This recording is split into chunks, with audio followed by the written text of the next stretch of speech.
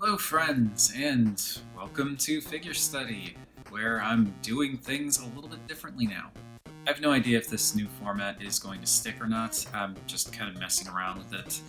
I still want to kind of do things similarly to how I've been doing them before, but just kind of changing up the format a little bit, just for the sake of variety, and also I feel like because my voice sounds like I'm bored and disinterested in everything I do, no matter what, because that's just how my voice is, I think that maybe actually being able to see my face when I'm talking sometimes might help to get my intended feelings and emotion behind what I'm saying conveyed a little bit better. Anyway, hello Carbot Sonar Diver. That is what we're here to talk about today, and this thing is the last Korean transforming robot toy that I have in my collection currently. I don't have anything else planned, I don't have anything else in the mail, but right now, that could change, but right now, this is the last Hello Carbot, Tobot, any other transforming Korean robot toy that I have in my collection that I have not made a video on yet. And he is going to usher in, let's call it the revival? I don't know. That sounds so pretentious. So this thing is a deep sea submersible, and it's cute. Color-wise, looks pretty darn good. The orange and blue complement each other really well because that's what orange and blue do. The gray is a little bit dull, but I kind of feel like maybe that's the point. Like maybe they don't want to take any attention away from these more saturated oranges and blues here. And then you've got these little green manipulator arms that exist. This guy is nifty. He's got a lot of nice little details here and there. It's a bit simpler compared to, say, the Mechanic Studios Xylon Submersible, but it's also a Hello Carbot toy, so I can understand why it probably doesn't have as much fine detailing, but there is still a lot here. A lot of little rivets, a lot of little nooks and crannies and crevices, and little bits along the bottom for like what looks to be electrical wiring. There's what may or may not be a hatch on the top, little propellers on the back that do actually spin, little additional propeller engine torpedo looking things along the side. Considering this is a deep sea submersible, I imagine they're not actually torpedoes. Granted, I have not seen the movie that this guy comes from, but I feel like in a real world setting, they wouldn't be putting torpedoes on something like this because these are for exploration, not for warfare. I will say it is a little bit of a shame that the torpedo booster whatever thingies are blue because it just kind of blends in with everything else going on. Like the manipulators, they separate, they're green, translucent green, but they are green and they stand out a bit. These also separate when you pull them off for accessories and robot mode and other optional stuff. But because these do separate, I feel like it would have been maybe a little bit better if they were either a different color than the blue or the orange, or if they had some additional colors painted on them. Another interesting thing about this guy is based on what may or may not be the hatch on the top there, and this porthole window thing in the front, which presumably I want to say a pilot would sit in, but maybe not. Based on the sizes of those things, this is a very big deep sea submersible, at least compared to the kinds of stuff that is normally out there in the real world. But then again, deep sea submersibles in the real world don't turn into giant robots. Size-wise, as expected, this thing is it's a Carbot, so it's pretty big. But this is from the the Save the Moon movie, which is the same movie that Follow comes from, which I've done a video on Follow already if you want to check that out. And those are a little bit smaller than the typical Carbot size. So while this is still a pretty sizable alt mode, it's not quite up to the same standards as like the other Hello Carbot stuff. Getting right into the size comparison, since I talked about it already, here he is with the Mechanic Studios Xylon Submersible.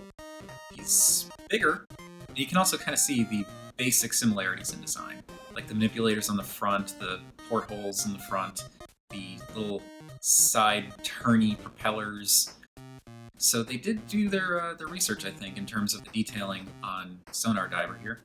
For a more direct comparison, I guess, here he is with Follow, which is a Hello Carbot toy from the same movie. So these are both toys that I guess were released in the same basic time frame, same, I guess you could call it subline. They're relatively about the same size. Follow's got legs, so he's a little bit taller technically. But yeah, they're both roughly the same size. Follow, oddly enough, is actually a little bit heavier. Now remember what I was saying about these being a little smaller than typical Carbots? Well, I guess since these are newer, they're not atypical anymore. These are probably closer to the typical Carbots now, the stuff that's like newer. But compared to the older Carbots, they are a bit smaller, as you can see when we hold them up next to Ponymeister. Ponymeister is noticeably bigger and also heavier, because he's bigger, but it's okay. Scale-wise, if you factor in things like the size of that hatch and the size of the car itself, it's definitely out of scale, but they transform into robots and their toys, I don't care. For our more regularly scheduled size comparisons, here he is with Amiibo. For anyone who's unfamiliar with or has forgotten why I do the Amiibo is because this is kind of like a universal thing to do a size comparison with. If someone's just getting into collecting toys or collecting figures for the first time, chances are they at least have a general idea of how big these are versus, say, a Deluxe or Voyager size Transformer, if they're new to this whole. And speaking of Deluxe size Transformers, here he is with our still standard, tried and true, generally Deluxe size Transformer figure, Downshift, Cybertron Downshift. And yeah, it's a Hello Carbot figure, so definitely bigger, definitely chunkier, but, as I've said, smaller than the older Carbot figures. And because why not, here he is with a Star Wars Black Series figure, just because. Here he is with a random Marvel Legends figure, because why not. Here he is with a Master Grade Gundam, I don't know. Here he is with an Entry Grade Gundam, which is basically the same height as a high grade, so it's in that range, the 1/44th scale, I believe. And finally, here he is with the Duck Tank. Alright, so let us get this guy turned into a robot. How about it? As you might expect, the transformation is really simple and straightforward. It's only like a handful of steps. If we're being generous, let's say 10 or so, less than 10, really. What's really cool about this, and it's pretty much par for the course when it comes to Hello Carbot and Tobot figures, is despite the simplicity, it's really effective. In less than 30 seconds of transforming, it ends up turning into a really convincing and really cool looking robot. And there we have him. There is Sonar Diver in his robot mode, and he does look really cool. I like how it all comes together here. The color breakup is interesting, with a lot of blues and grays and oranges scattered all over the figure's design. So unlike in the submersible mode, where it was primarily just kind of a sandwich of colors with the orange on top, then blue, then gray, then a little bit of orange and blue on the bottom, now it's like all over the place, spread all over, and it looks really, really good. It's got a really nice silhouette. It's pretty decent proportions, too. I like how so much of the submarine just kind of becomes robot. Like, there's still submarine there. When you're looking at it, you can still clearly see the sides of the hull and whatnot, but now it ends up working contextually so much different now that it's in a more robotic form. I also, for some reason, really like how these little panels just become hip skirts. Like, they were plugged into the thighs. They don't actually do anything other than hinge up like that. And you can just peg them back in if you wanted, though that would ruin the thigh swivel. But, I don't know, I just like that little extra bit of movement. It, again, changes the function of these little bits. I guess you could say unlocks the thigh swivel, and I just like that detail. I don't know, for some reason, I'm a sucker for long hip skirts. I don't know. Now, the thing with Sonar Diver that did kind of bug me when I was first looking at the figure is these sort of sub-arm tendril things that he's got. But you can move them up and down while they're plugged in, and so what I end up doing is I just bend them down like that. And to me, that works really well because it gets them out of the way, they don't look as awkward, they conform more to the shape of the body, especially in profile. They're still there, and they can get out of the way when you need them to, but like it does add that little bit of extra green, and I like that option. Granted, yes, you can change their position if you pull out these bits. These can actually become guns for the robot mode, or blasters of some kind, and I don't particularly like that. I like to just leave them plugged into the shoulder, but if you wanted, you could take these and plug them into the arm like that, or like that, or have them going up. So you could do something like that. I don't know. It doesn't really work for me.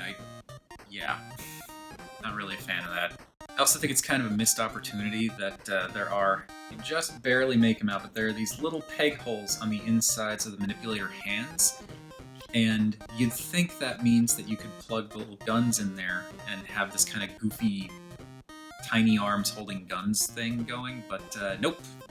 Those pegs do not fit in the little manipulator hands, so I don't know why those holes are there. Anyway, getting back to the robot, it does look really cool, like I said. The detailing's really nice. There is a lot of new stuff that's revealed once you do the transformation. Granted, technically, if you're looking at it from the bottom, you do see some of that thigh detailing, but really it's on the bottom of the alt mode. I really like the kind of plates and pipes combination that they've got going on there. There's a lot of really nice molded detail on the insides of the feet and calves, and the way that the feet come down and reveal some green on the shins, that nice silver around the ankle there, some like hydraulic piston looking things, just adds some really, really nice detail. The front of the submarine also makes for a really nice looking torso, and I don't know why, but I'm charmed by the little stabilizer fins on the sides of the torso. It's cute. I like it. I don't know. The arms also look pretty darn nice too. I like that there's that little touch of green in the bicep area with the two circular details. Unfortunately, one of them is interrupted by a big screw, but it is what it is. If I had a matching color green, I'd probably just paint the screw to make it not stand out as much, but eh. There's some nice separation in the forearm though, with the black and orange kind of sitting inside the gray plating. And of course, that head. It's really interesting. It kind of looks like a scuba mask. There's some really interesting details in it too, like the holes going along the top of the head and the little like flared bits along the sides. I think really my only gripe with the head, aside from the strange pig snout mouth plate, I don't know why that's a thing, but yeah, my only real gripe aside from that is I kind of wish that the area around the eyes was a different color than the blue. Because the translucent green is fine, I don't dislike it or anything like that, but it doesn't contrast well with that dark blue. If the rest of the face around the eyes was also painted silver to match the mouth plate, it would make the eyes stand out a lot better, but then it would make the mouth plate not stand out as much, so I don't know. Surprisingly, the articulation's pretty on point too. It's a Hello Carbot, so you kind of have certain expectations if you're familiar with the line, but a lot of the stuff here, while being typical, still works really well for the figure. It's got a really nice ball joint. You've of course got the forward-backward ratchets on the shoulders. The shoulders also can move in and out. And you've got really nice elbow movement because of the way it transforms, so it does the full 180 because it's got to for the transformation.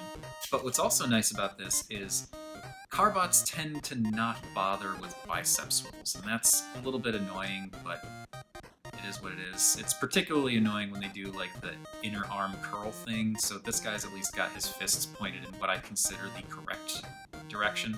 And I know it's not actually wrong or right, it's just what I prefer. But because of the way that it's engineered, and this actually holds true to a lot of the Hello Carbot figures that I have that I really like Punnymeister, Sky Swat, that kind of thing, is that because of this joint, which is for the transformation, even though this sort of impromptu butterfly joint isn't actually a bicep swivel, it still works as one and allows you to add some slightly more dynamic angles to the arms because you can angle it back like that. I really do like those kinds of features. Nothing at the waist, which is unfortunate but typical. It's very rare that I've seen a Hello Carbot figure with a waist joint. The legs do the things you expect legs to do. They move forward. They do unfortunately get blocked by the geometry going on up in there. Go back quite a bit. Outward movement is pretty decent, but it is hindered. It can only go out that far, and at first I thought it was because these hip skirt things are banging into the manipulator arms, but what it actually is, right in there, there's this little bit of plastic. You can just barely see it. That's what's stopping the hip from moving out too far. If you push it up far enough, it just kind of hits that and stops. Moving the hip skirt thing out of the way just to give clearance, you do get a swivel just above the knee, which works fine for my purposes. I'm glad they have it at least. And then for the knee bends, let's say a little under 90 degrees, somewhere in that neighborhood, which is, again, fine. And because of the transformation, you do get a little bit of very stiff, at least on this one, movement at the ankle for up and down. It only goes up the one direction, it can't point, so it's not super useful, but it's an option. As for how he stacks up to other toys in robot mode, here he is with Follow, which again is a Hello Carbot toy from the same movie, so you can see that they're roughly the same size, though Follow's got his enormous ox butt accessory backpack on as well. Here he is with Ponymeister, again, to get that idea of how he looks with, I keep wanting to say standard, but realistically it's just an older, let's go with classic Hello Carbot size. Can't forget the Zhylong Submersible, obviously, and yeah, these are so very different in the way that they're handled. Though what I do think is pretty interesting too is, while the Zhylong Submersible was definitely smaller than Sonar Diver in sub mode, it wasn't that much smaller, but in robot mode, it's freaking enormous next to this thing. Here he is with the kind of standard-ish amiibo. So yeah, very tall. With a standard-ish Transformers Deluxe, with Captain Rex, and a Mega Sentinel, with a Master Grade Gundam, an Entry Grade / High Grade Gundam, and the Duck Tank. So that is going to do it. Sonar Diver was one of those figures that I'd had my eye on for quite some time, and never really got around to getting because I was prioritizing things like Follow and other Tobots and stuff over beforehand, but I am extremely glad I finally got around to getting him. So that is it for this new experimental figure study video format. Like I said, I have no idea if I'm going to stick with it. I'll probably be making changes as I go. It's entirely possible that the size comparison segment's going to be completely different by the time this video goes up, because editing exists and I can just cut in footage rather than awkwardly holding two toys up in front of a camera and trying to get the sizes to line up. We'll see how it all goes, but whatever you all think of Sonar Diver or of the new video format for figure study, please let me know. I am open to feedback, though I want to emphasize constructive feedback. If you're just popping in to say that you hate my voice, then, you can see yourself out. You don't have to watch my videos. And what the heck, while I'm awkwardly figuring all this stuff out, I may as well also mention that I have started a Patreon. There is a video about it which you can check out up there, so I'm not going to go into all the specifics of it and everything like that, but it's an option. Link in the description. There will be a thing that pops up in the end card now about that too, so if you are so inclined, it would be much appreciated, but it's not a requirement or anything like that. I almost did the wrong sign-off because I'm not used to doing figure study videos in front of the camera, but remember, art is more than meets the eye.